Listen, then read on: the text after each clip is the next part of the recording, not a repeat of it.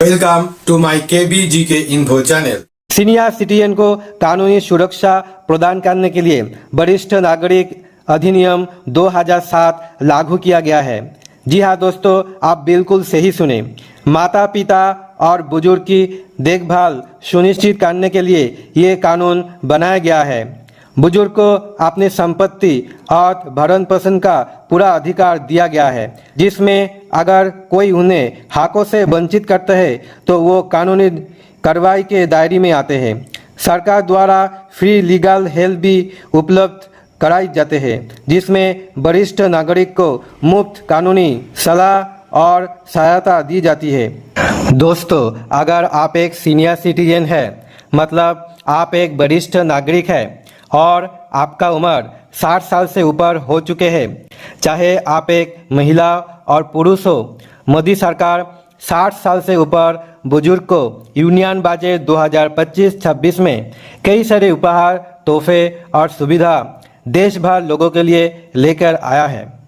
चाहे आप देश की किसी भी राज्य जिला में आप रहते हैं, इन सभी नए सुविधाओं को लाभ सभी सीनियर सिटीजन यानी वरिष्ठ नागरिक को 2025 से ले पाएंगे। लेकिन बहुत सारे लोगों को मालूम ही नहीं है आखिर सीनियर सिटीजन किसको बोला जाता है, क्या क्राइटेरिया होता है सीनियर सिटीजन का। वास्तविक में जो गांव में रहते हैं तो उन लोगों को इसका बारे में कुछ मालूम ही नहीं है, क्योंकि वो लोग कम पढ़े लिखे होते हैं। तो दोस्तों, आप लोगों को चिंतित होने का कोई ज़रूरत नहीं है। हम आपको बताएंगे आखिर सीनियर सिटीजन किसको कहते हैं और वरिष्ठ नागरिक का उम्र कितनी होनी चाहिए। दोस्तों, पुरुष जिसका उम्र 60 साल से ज़्यादा है और महिलाओं जिसकी उम्र 58 साल से ऊपर है, तो वो लोग सीनियर सिटीजन यानी वरिष्ठ नागरिक का श्रेणी में पड़ता है। इन सभी बुजुर्ग लोगों का प्रधानमंत्री नरेंद्र दामोदर मोदी ने कई सारे सुविधा और लाभ देने का आस्था यूनियन बजट 2025-26 में किए हैं। वास्तविक रूप में कई घर में कई व्यक्ति ऐसे भी होती है कि सीनियर सिटीजन यानी वरिष्ठ नागरिक को ठीक से देखभाल नहीं करते हैं, और कोई बुजुर्ग साथी ऐसे भी है जिनके पास ज़्यादा रुपया नहीं है, मतलब उनका आर्थिक स्थिति ठीक नहीं है, कमज़ोर है। ऐसे सभी सीनियर सिटीजन के लिए सरकार ने एक विशेष कानून बनाए गए हैं, जिससे अंतर्गत ये लाभ देने का बात किए हैं। तो इसमें लाभ कई सारी हैं। तो दोस्तों, आज इस वीडियो में हम आपको इन सभी लाभों से 5 बड़े लाभ बताएंगे जो 25 से सभी सीनियर सिटीजन यानी वरिष्ठ नागरिक के ऊपर लागू होने जा रहा है। अगर आप भी सीनियर सिटीजन का विभाग में आते हैं तो समय रहते आप ये 5 महत्वपूर्ण जानकारी आप जरूर ले लीजिए। अगर आप इस चैनल पे नए हैं तो वीडियो को लाइक और चैनल को सब्सक्राइब जरूर करिए, ताकि आगे भी इसी तरह वीडियो आपको देखने के लिए मिल जाए जो कि आपका काम का हो।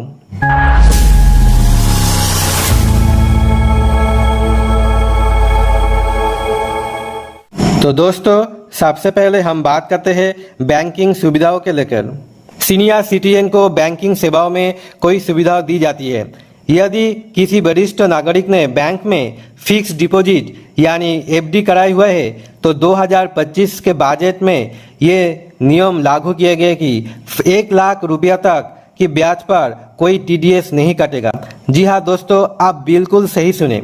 कोई वरिष्ठ नागरिक अपने मकानों को किराए पर देकर आमदनी कमाते हैं। यदि उन्हें ऑनलाइन पेमेंट या चेक से किराए की राशि मिलती है और ये राशि 6 लाख रुपया या उससे कम होते हैं तो उस पर भी कोई TDS नहीं काटेगा। मतलब अगर आप बैंक में चले जाइए और बैंक में आप 1 लाख रुपया का फिक्स डिपॉजिट यानी FD आप कराते हैं तो इस पर आपको कोई TDS नहीं काटेगा। आप मकान किराए पे दिए हैं और किराए का जो राशि आपको ऑनलाइन के जरिए मिल रहा है और चेक से जरिए आप मिल रहे हैं और उसका अधिकतम राशि 6 लाख से कम है तो आपको भी कोई TDS नहीं देना पड़ेगा। दोस्तों, दूसरा नियम के बारे में अभी हम बात करते हैं स्वास्थ्य सुविधाओं को लेकर। भारत देश में सभी सीनियर सिटीजन का इलाज मुफ्त किया जाता है, लेकिन अभी भी बहुत से लोग इस सुविधाओं के अनजान हैं। सरकार ने 70 साल से अधिक उम्र के बुजुर्ग के लिए आयुष्मान भारत योजना चलाए हुए है। इस योजना के अंतर्गत 5 लाख रुपया का गारंटी कार्ड सरकार द्वारा प्रदान किया जाता है। इस कार्ड के जरिए बुजुर्ग देश की किसी भी सरकारी या अधिकृत प्राइवेट अस्पताल में जाकर मुफ्त इलाज करवा सकते हैं। आयुष्मान कार्ड केवल गरीब के लिए नहीं है, बल्कि 70 वर्ष से अधिक उम्र के सभी वरिष्ठ नागरिक इसे मुफ्त में बना सकते हैं।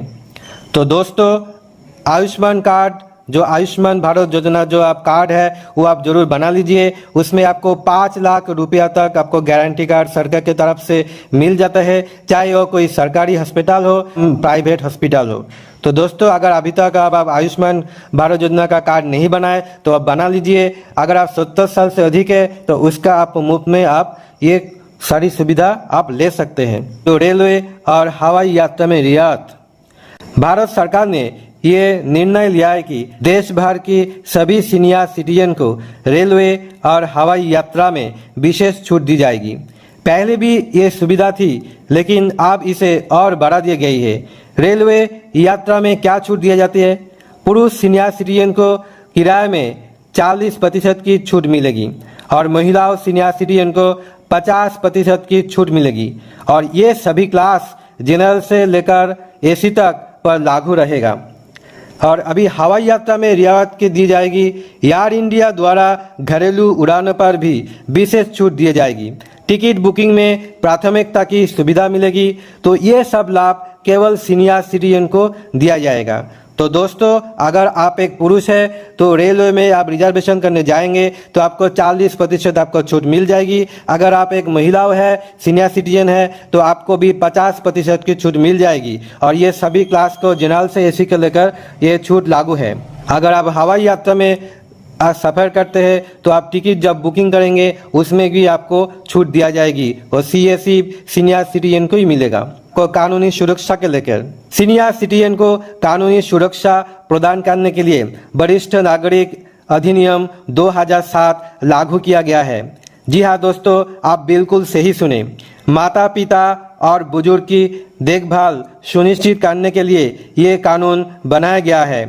बुजुर्ग को अपनी संपत्ति और भरण पोषण का पूरा अधिकार दिया गया है, जिसमें अगर कोई उन्हें हकों से वंचित करता है तो वो कानूनी कार्रवाई के दायरे में आते हैं।